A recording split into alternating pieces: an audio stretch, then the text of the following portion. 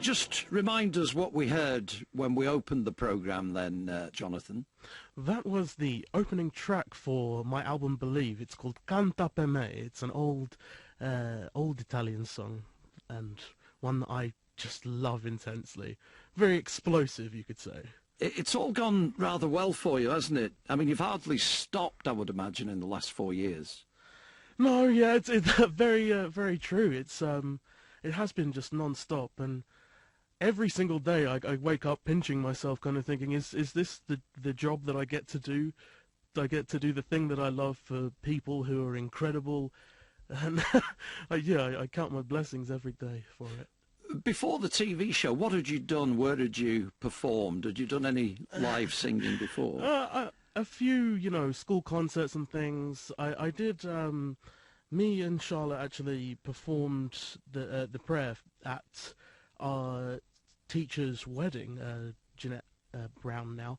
And that was one of the bigger sort of concerts I'd done. I think I'd done, big stuff for my schools. In primary school we went to the Albert Hall with, 2,000 other choirs and younger children. But, nothing solo like, Britain's Got Talent, for instance.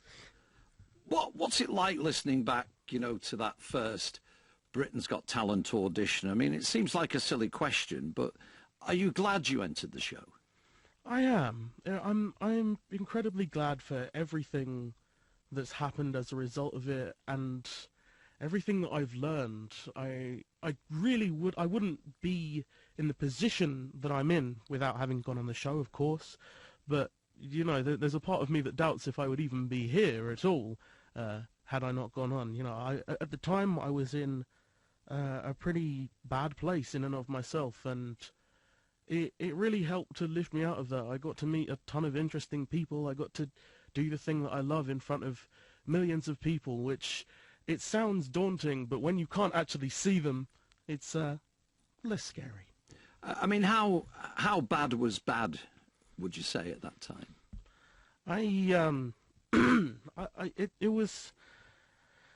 It was a scary time, I'll admit. I wasn't sure if I had any future in any sense. I just dropped out of private school that I got a scholarship to because it overwhelmed me, and it wasn't for me. It wasn't the right type of environment, and I was at an all-time low, and I had no direction. I had nothing except the love and support of my family, which obviously at the time when you're in such a dark place, it's very tough to see just how much people do love you and how much they're rooting for you to keep going. What did your family say when you dropped out of private school? Obviously they were probably very proud that you'd made and got the scholarship. How did they feel? I mean, I knew that they were worried, and there was a certain element of upset because it was a private school. It cost money, and we've never been incredibly wealthy people, so it was quite a big hit to us. But I've been very lucky in the fact that they've always been incredibly supportive, because my mother understands what it's like to deal with depression. She's gone through her own struggles in her life. She's an incredibly brave, strong woman who many people could look up to as an example. And I love her very much, in case you couldn't tell. So she really understood when it was all too much for me. She obviously, you can't understand the exact interpersonal, very specific details, but she was very accommodating of the fact that I wasn't in my right mind, you could say. You mentioned that obviously it's a loving family that are around you. Just tell us who else is in the family. Do you have brothers or sisters? I have a sister. Her name is actually Charlotte as well. Really? She's a little bit weird, but she's we bicker, we argue, and all that kind of stuff. But particularly at times like these in the holiday season, you just remember how much you love your family and how much they've gotten you through everything. It's her putting up with me is a credit to her for sure. Well, let's hear the second choice from the new album, Jonathan, Antoine and Believe. Tell us why you've chosen this one, Hallelujah. This is a slightly more modern choice, of course. Unfortunately, Leonard Cohen very recently passed. Just a fantastic songwriter, musician. I don't think anyone can dispute that. And this, whilst it's more based on the Jeff Buckley interpretation, it's a fusion of both with my own style added on top. And it's just a song that I love, and it's taken me through a lot of things. This is Hallelujah from my album Believe. With, in conversation this festive season with Jonathan Antoine. We'll come on to the Fantwans in a moment, Jonathan, but first of all, just take us back to the beginning. When did you start singing? When did you realise that you had that incredible voice inside you? Well, thank you for one. But no, I've been singing forever, essentially. I was a small child, singing and dancing in the living room at 7 odd. But I really started to actually, I guess care about it and think that it might be something that I could really enjoy and do when I started high school, or just before, actually. In primary school, I had a very encouraging teacher who was actually a maths teacher by trade, but she also knew a fair bit about music, Miss Masterson. And she encouraged me a lot, in school productions and choirs and stuff. But yeah, it wasn't really until high school, the very start, that I started taking lessons with Jenny Ewington at West Hatch, that I really started to think, hey, I could take this seriously and do a concert or something, be one part of the school concerts and make some friends. I guess in a way, it was a survival tool that also happened to be something that I really, really enjoyed. Is it true that as a young lad you were fairly shy? How did you get past that in order to sing for people? And, even now, do you still have a bit of shyness about you these days? Absolutely. I mean, every time I do something publicly, I worry for how I may embarrass myself. But I guess at the end of the day, if you don't do it, then what will you do? At some point, you have to take that jumping point and do something. And I guess that was it for me. Starting to sing and do like school concerts, do a song. I think one of the first times I performed for a fair few people was at it was like a little awards night for kids at the school, and I sang "Where Is Love" from Oliver, and it was just in front of a bunch of parents, but it just felt right, and it felt really fun, and it was something I'd never really experienced before. You teamed up, as I say, with Charlotte Giaconelli as a duo. What made you audition for the programme then? Well, essentially, Charlotte just asked me. She was the old story, the old adage goes that she was looking at the forms. She thought about applying herself, but and this is back in the day when all of us youngsters had a BlackBerry. So she BlackBerry messaged me and just said, do you want to go on this show? Do you want to go on Britain's Got Talent, the biggest talent show in the UK, but obviously not phrased like that. And I just said, sure, why not? And it all came to this in this strange, convoluted way. It's all led up to this me having a career in singing, me talking to you right now.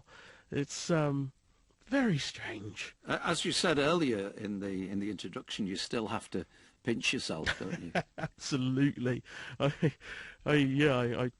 just thank my good graces for where I am every single day, looking around at the world, and that a lot of people ask me about where I, about inspiration and how you do anything, how you get up, and I find now, particularly after the way that I have been in the past with being very depressed in a bad state, I find that just seeing people exist and go about their daily lives in spite of everything is one of the most inspiring things to me.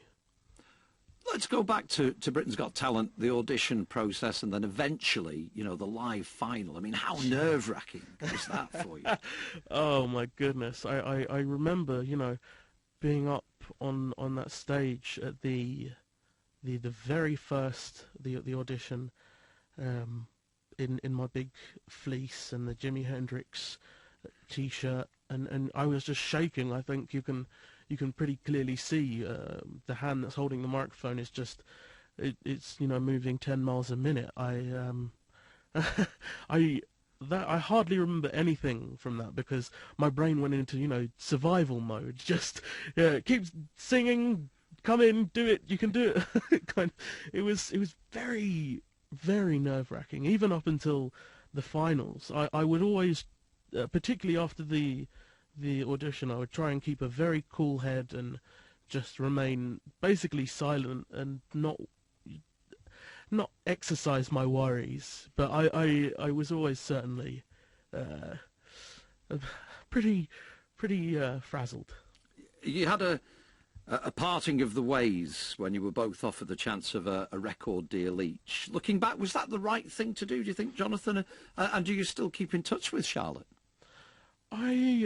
Honestly, I do. I think that for the time and for how things have panned out since, I think it was well timed. I think it was the right time to do such a thing. The way that everything has blossomed since Charlotte's been able to go back to school, which she was basically forced to quit to make room for this career, but she's been able to go back and study, and I've been able to keep producing albums and not study and be a little bit lazy. Sorry. Are you both still in touch with one another, though? Not very much. I'll be completely transparent. It's a hectic and busy world out there, so it's hard to keep contact, and yeah. Yeah. Well, Yeah. let's have another track from the album, Believe. This is Bring Him Home. Why have you chosen this one? Oh goodness, I've been doing this song since I was, I think, 14 years old, since my voice just started to break, and it's carried me through all of these years, and to be able to finally have put it on Believe and have people have like a kind of definitive version to listen to has just been the ultimate blessing. It is so full of emotion, and I love the song, I love the musical, and I hope that you all love my version. Thank you. From the album Believe, Jonathan Antoine and Bring Him Home. You're listening to BBC Radio Lancashire. John Gilmore-Gilly in conversation with Jonathan Antoine. We've talked, Jonathan, about the parting of the ways with Charlotte Giaconelli. What was it like to go solo? You're on the stage alone. There's nowhere to hide, is there? It's all down to you. Was that strange after performing with Charlotte? Yeah, I mean, it was a solid 18 months of performing as a duo act. It became quite comfortable to, as you say, again, full transparency, to have another voice to hide behind in a way, and someone to rely on. But, of course, going solo has strengthened me in ways that I wouldn't have anticipated. It's made, because I don't have a reliancy of any kind, I've been working a lot harder, and I feel like I've developed so much over these 4 years in so many different ways. Learning as a duo, learning with Anne-Marie Speed at that time was incredible, and she gave me remarkable pieces of advice that I will take with me, all throughout my career, as with right now when I'm working with Joy Mammon, who is an absolute delight. And she's I'm very fortunate to have been able to get all of these different perspectives and learnt so much, and it's really helped me strengthen this the solo career that I've trying to develop. When did you know that you had a really big fan base out there, the Fantwans who absolutely love you and will do anything for you? When did you realise that? Well, it's still absolutely mind-boggling to me that there are these people who will, the Fantwans. It started as a joke almost, My middle initial is F anyway, so it just worked, but people ran with it, and now there are thousands of them. They're worldwide, aren't they? Yeah, I've had people from every corner of the globe, it would seem, come to shows in England, and it's just ridiculous, and I can't help but pinch myself and just be so thankful to these people who genuinely care. It just amazes me. Have you got a Christmas and a New Year message for the Fantwans? Oh goodness, that's a tough one. I honestly, I wish you all an incredibly safe and happy time during whichever holiday you may celebrate, and just know that you are loved by many, many people, and this, I'm not sure what I'm getting at in a weird way, but the Fantwans will know. Yeah, you'll know. You'll get what I mean. Alongside the success, Jonathan, and you've already, touched on it. You've had your share of troubling times. You struggled with depression for a while. You're on the other side of that now, and you're in a great place by your own admission. What would you say to anyone listening to this who might be going through similar hard times? It can be a lonely place, but you've come through it, haven't you?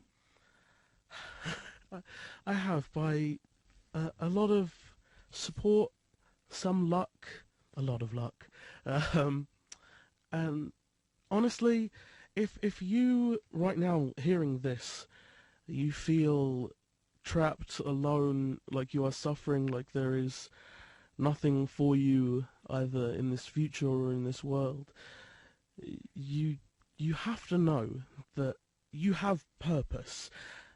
There is a reason for your existence, and it's tough now. It's very tough right now, but keep fighting, keep going forward, and keep moving. Always search for the truth, and always search for light, and you will find your purpose, because you have purpose, and you are worth so much just by the virtue of your existence. Well, let's have another track from the album Believe. I'll let you introduce this one. It's a lovely track, this, isn't it? This is Ave Maria from Believe. It is a song, again, that I've been singing for years and years, and a lot of people would call this a signature track of mine because of how long I've been singing it, and a lot of people really enjoy it, and I hope all of you enjoy it as much as I enjoy singing it. It's Ave Maria. Lovely song, Ave Maria, the version there by Jonathan Antoine from the album Believe. You're listening to John Gilmore, Gilly, in conversation with Jonathan Antoine, a worldwide phenomenon these days. Jonathan, what do you make of that? I mean, the fact that I go on, I'm a part of very weird communities, I guess you could say, like Twitch streamers and YouTubers. I watch a lot of internet content, you could say, and like I turn up in these communities and people know who I am, and it's just so odd, and it's weird. It gets you see the way people act differently to someone they've heard of versus someone they haven't, and I try and keep unbiased in that sense, but yeah, it is very strange that a lot of people have seen my face and I may never see theirs. Believe, of course, the album, much anticipated amongst the Fantwans for many months. I saw tweets saying it's not long now till the album's out. How do you put an album? How do you sit down and go through all the tracks? You know, you've 13 tracks on this album.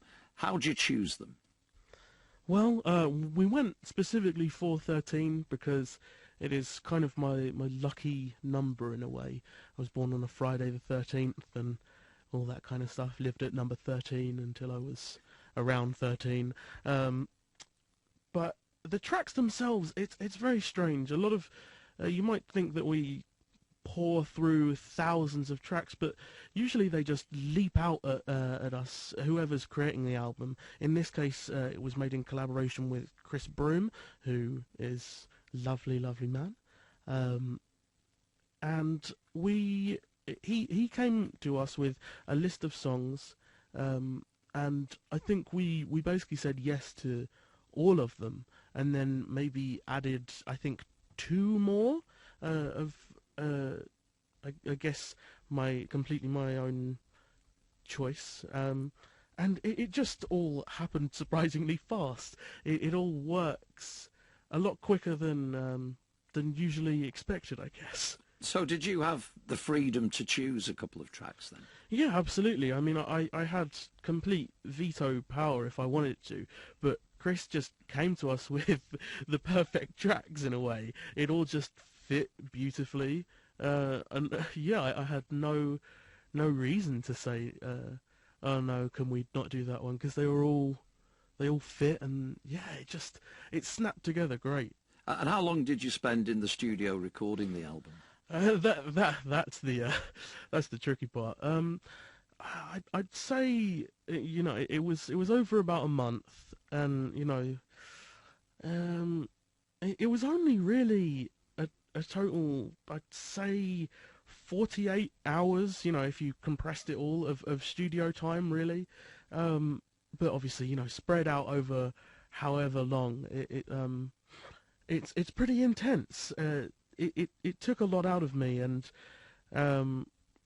it was hard sometimes, you know, completing a song, but then going in and hearing what was going on and hearing how it was sounding so far always really spurred me on to keep doing these things.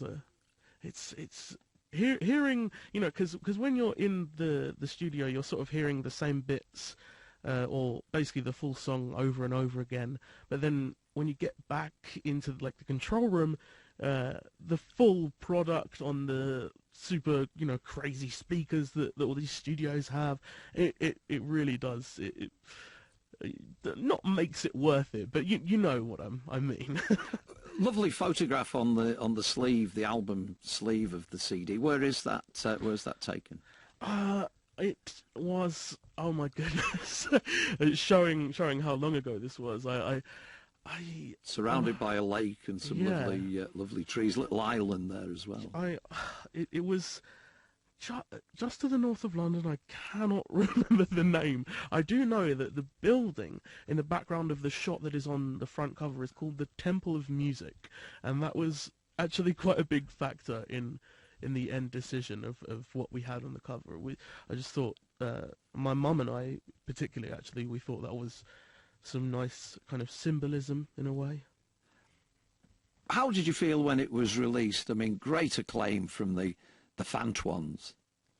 It's funny, really, because when an album's released, it's not like a jet plane sort of fires off from your house with all the copies of the album waiting to go. It happens almost completely silently. So you don't initially feel it, I guess, when an album is released, but it's when the pictures start coming in, people reporting, you know, I've got my copy and I'm about to listen to it, and then people saying, oh, I've just listened and I love it. People giving honest criticism, honest review, and just listening to the music, enjoying music, and, you know, that just warms my heart to the nth degree, seeing people enjoy something that I and several other people have put countless hours into. it's one of the most rewarding things that can happen. Well, let's have another track from the album Believe now. I'll let you introduce this one for us, Jonathan. Well, going back to Chris Broom, he actually wrote a few songs for the album. Well, some of them are reworked versions of his original songs, and some, yes. Well, this is one initially intended for soprano. We lowered it down, and we thought it worked super well. This is called Dolce Vento. Dolce Vento, Jonathan Antoine from the album Believe. You're listening to BBC Radio Lancashire. John Gilly with Jonathan Antoine in conversation. You've been called the teenage Pavarotti. What does that feel like, Jonathan? You know, to be compared to one of the most famous names in music. Oh, it's almost embarrassing because I am nowhere even close to that level. Not. You know, just on a technical level, he was, you know, a master, and I wouldn't put myself in that kind of category. But you know, aside from that, it is so incredibly kind. It just, you know, I say embarrassing when what I really mean is, it just makes me smile like a fool. Just like. I appreciate it so much, but it's crazy. You've appeared all over the place. Which gigs, which concerts, which places stick out in your mind over the last 4 years or so? Oh, man. I like to say that whichever gig I performed at last is always the most standout, because I tried to make it that. But in terms of specific places, I remember, you know, one of the first gigs that happened after the show with Charlotte was in Monte Carlo, and, you know, the roof of the place opened up and you could see fireworks on the outside, and that was, you know, that was pretty spectacular. Pretty insane. There was another where I went to, I think it was Florida, to perform with David Foster for, you know, it was a private gig. You know, Adam Levine was there, and that just blows my mind to even be in the same room as these people. You know, I listened to Maroon 5 when I was like 9, and to be in the same room as the lead singer, what? Well, let's come right up to date now, and Christmas in the Antoine household. I mean, has that changed since you have become a worldwide phenomenon? Christmas itself, we try and keep normal, but the particularly the time surrounding it is a lot more hectic, you could say. Christmas is a very busy time for singers of my type. Because people, you know, they're into the Christmas songs or the slightly more religious songs at this kind of time. So I get a fair bit of work around now, so it's a little bit less relaxing. But usually when Christmas Day comes, we try and keep together with the family, and, you know, have a nice roast dinner, and yeah, just have a nice family time, open a bunch of presents and stuff, and yeah. I imagine a lot of the Fantoines will be getting a copy of Believe in their Christmas stocking this year. I think a fair few of my friends might also be getting copies. What do you look forward to most over the festive season, would you say? Is it relaxing with the family? Is it going out and doing the odd concert here and there either side of Christmas? I mean, I do quite like a good present. Do you get a lot of presents from the Fantoines then? Yes. I will say that they are very prolific in their gift giving, and they always give me stuff that I really like too, which is crazy that they know exactly what I want. So, but sometimes it's just crazy. I'm hoping that, you know, my house can contain whatever they have planned for Christmas. Well, let's finish this very special programme, our conversation together, with your Christmas record. Yes, this is once again an original from Chris Broome. This is Christmas Dream Come True, available now on Amazon and iTunes.